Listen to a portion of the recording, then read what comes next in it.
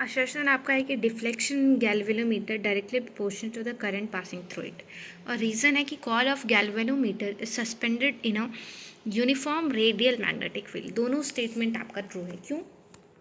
क्योंकि आप जब मूविंग कॉइल गैल्वेनोमीटर का डेरिवेशन करते हैं तो आपको एक फॉर्मूला आता है यहाँ पे एक्सप्रेशन में कि ये एंगल ऑफ डिफ्लेक्शन हम बोलेंगे इसको डिफ्लेक्शन, तो BI/NA अपॉन के। जो B है आपका वो है मैग्नेटिक फील्ड, N है आपका number of turns of the coil, and I है आपका current, and A it's is your area. और ये K जो है टॉरेशनल कांस्टेंट का जो उसमें वो क्या आता है, ये वो वाला K है। ओके, सो इतना वैल्यू तो I को छोड़ के rest of the values will be constant for you. Okay, so theta is directly proportional to I. So this is the correct statement. First one. Reason specified is the coil of the galvanometer is measured from in a suspended in a uniform radial magnetic field. Radial magnetic field का मतलब देखो क्या होता है। Radial मतलब होता है 90 degree. देखो जब तुम अपना मूविंग कॉइल गैल्वेनोमीटर बनाते हो तो तुम देखते हो this is the north pole and this is the south pole. Okay, so concave magnets आपके लिए जाते हैं so that it give radial magnetic field.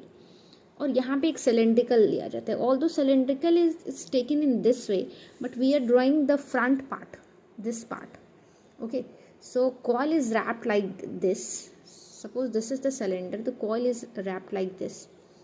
So if you see the front part we will see the coil is wrapped like this.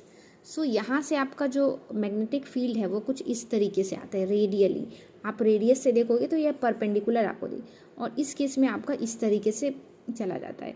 और इसके ऊपर आपका लगा होता है एक डिफ्लेक्शन के लिए, जिससे आपको पता चलता है कि गैल्वेनोमीटर में डिफ्लेक्शन के लिए आपको यहाँ पे ऐसे ऐसे करके आपको एरो बने होते हैं। तो ये MCG मूविंग कॉइल गैल्वेनोमीटर का ये है। ये तो आपका सही है, रेडियल मैग्नेटिक फील्ड लेते हैं, लेकिन आंसर आपको रीज़न जो है वो आपको सही नहीं बताया जा रहा है। तो इसका ऑप्शन नंबर हो जाएगा B। लेकिन थोड़ा इसको भी और समझ लेते हैं। रेडियल मैग्नेटिक फील्ड के कारण क्या होता है कि आपका angle between magnetic field and plane of coil जो होता है वो 90 डिग्री हो जाता है। Even though if you rotate, इसको अगर आप रोटेट करेंगे तो whole body will be rotating. Okay, इसको अगर रोटेट करोगे तो पूरा का पूरा ये रोटेट होगा।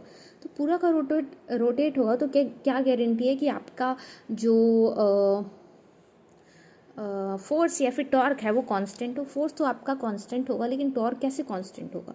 तो इसीलिए हम लोग रेडियल मैग्नेटिक फील्ड लेते हैं। Even after rotation torque